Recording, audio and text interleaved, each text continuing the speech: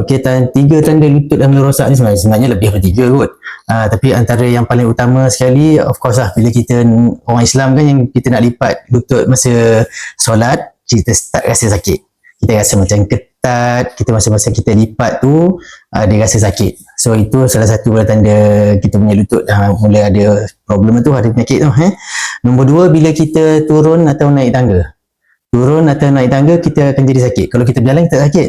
Tapi kita bila naik tangga, turun tangga, maknanya ada pressure. Bila kita angkat berat dan sebagainya, kita dah mula sakit lutut kita. Okay.